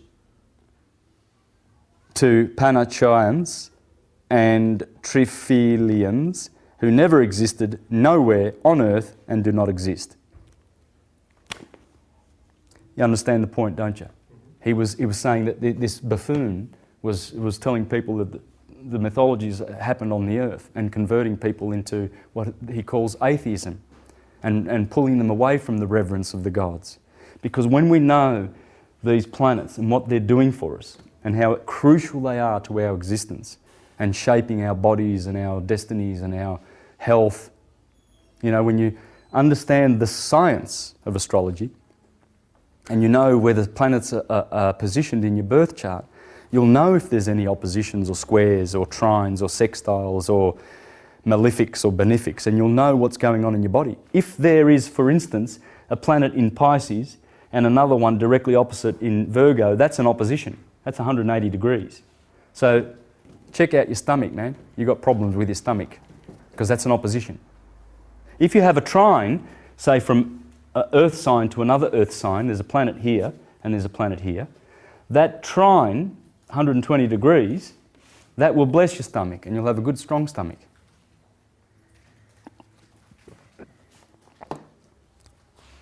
That's how it works. So the slippage of possession doesn't affect that at all? Not at all, no, because it's all based on the solar system. It's not based on the stars, the 30-degree slots of the stars as they slip back every 24,000 years and go right around. You see, the equinox has been in, this equinox here doesn't happen exactly on the 21st of March anymore. It happens it happens on the 21st of March, but it doesn't happen in Aries anymore. It happens in Pisces over here. And we are now entering the age of Aquarius. Air, Spirit, the Holy Spirit. So the baptizer he's actually pouring down waters of spiritual truths as we leave the age of Pisces ruled by Rome. This is Rome, man. That's Rome. Pisces is all over. We're at the cusp of Aquarius. And Aquarius is taken over. And it's a bigger consciousness. It's the return of the Christ. See, he's already come before because we are conscious spiritual creatures. And that happened 12,000 years ago when we reached the golden age. And then we fell from silver to bronze and then to iron. And the golden age was occurring over here. And then we've gone, the equinox has done 12,000 years. It's gone from here to here. And now we are climbing back on a different level of the spiral. We never go round and round like this into the same place. We go up. We're always evolving, going up, up, up, up to the heavens. Yes, Santos, then what you're saying is the Catholic Church, because that's the Catholic Church there, their power will just go, disappear eventually, and there's nothing left. The mutable water, the spiritual meaning of the age of Pisces has to do with priestcraft and deception and punishment and karma and getting things right and growing and becoming a Christ-conscious being, which is coming. There's no stopping this. The awakening that's happening that you're seeing around, there's no stopping it. So it's natural. That's a Krishna consciousness as well. It is. Of course, Krishna is Christ. Kronos is Christ. Kronos is the opposite of Jesus. They're the twin brothers, you see. Because the relationship that Saturn has with the sun,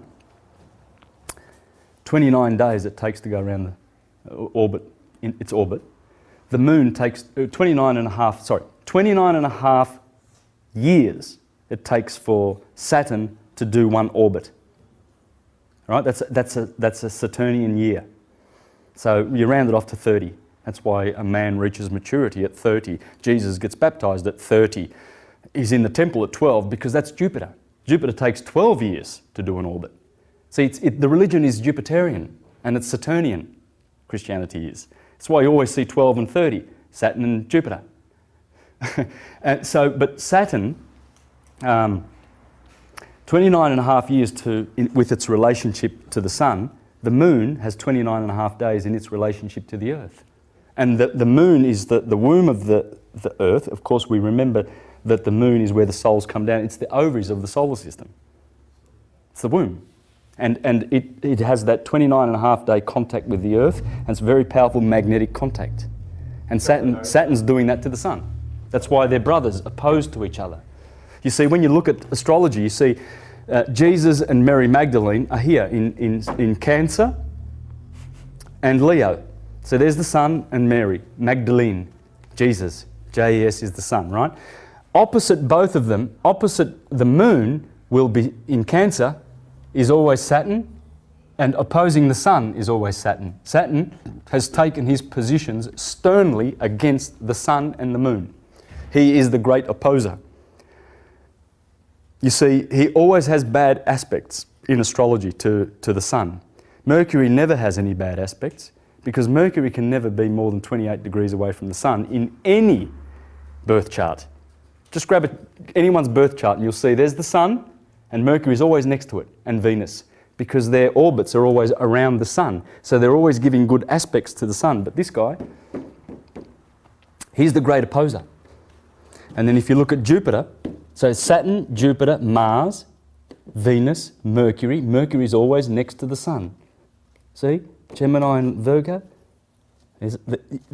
Mercury can never be further away from this. See how it's all science? It's all science. And then Venus, of course, and then Aries, Mars, and then Jupiter. So when you understand this, and when you understand that all of this is pure science. There's the solstice of the 21st of June, Cancer. And there's the solstice of Capricorn. The unicorn is in Cancer. The Capricorn, the corn, is the horn of the cornucopia, of abundance, of souls coming in and going, coming and going, coming and going, up and down Jacob's ladder.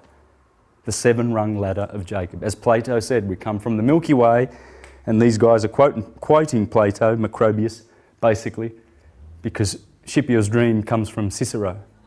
And Cicero was writing in the Republic, and the Republic was famous by Plato. So everybody that's writing literature is going to call it the Republic because they're all modelling it after Plato's Republic. And Scipio's dream is the fragment that we have that was in that Republic. And so they're all quoting Plato, that we come from the Milky Way and then down the rings of Saturn, Jupiter, Mars, Sun, Venus, Mercury, Moon. And it's going up and down, just like the atomic elements are doing, the 92 so-called elements. They're going from hydrogen all the way down to uranium and up again. It's just a ladder of energy climbing up and down the vibration scale. Because everything is motion. Everything. There's no substance here. None of this is substance. It's all motion. And this explains it. Like Walter Russell says, that's the moment when matter is produced. It begins there. And Aries, that blossom, that's the sperm period, and the blossom represents that. What a beautiful poetic way of doing that, eh? Isn't it beautiful? The sun splits the day there, ting, and then and it goes up to 90 degrees, removal of that light force.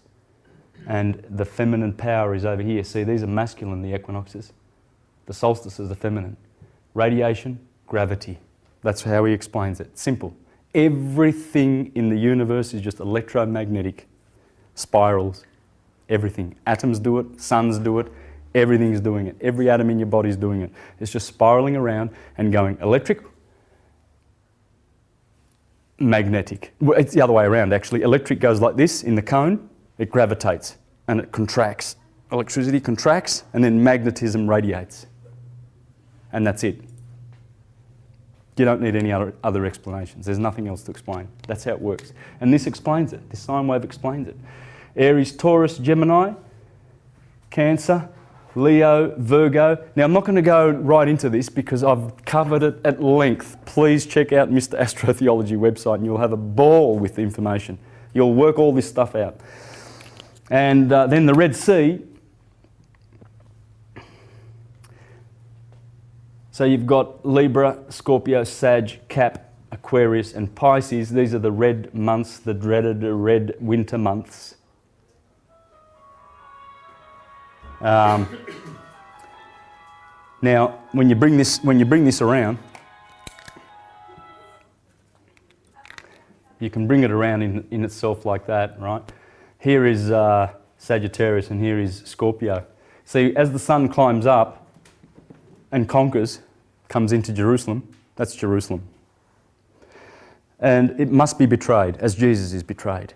All of a sudden in the Gospels, you know, there's all this good stuff happening. He collects all his 12 disciples. They go around preaching the kingdom of the heavens and everything's great. And then all of a sudden Jesus starts saying, look out for the leaven of the Pharisees. Look out, they're going to betray me. I tell you, I will be betrayed.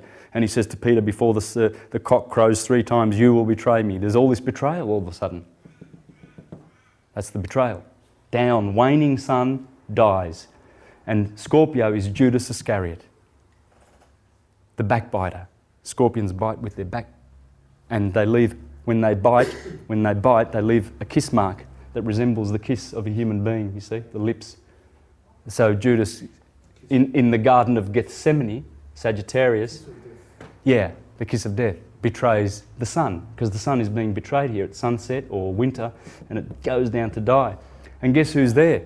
Who are the characters in all right, so it's easy. If you've seen Mel Gibson's The Passion of Christ, you'll know that who was in the Garden of Gethsemane? The devil, remember that? Whispering in his ear. There was Peter, and there was Judas Iscariot. They're the 3 main players. Well, there's Judas Iscariot.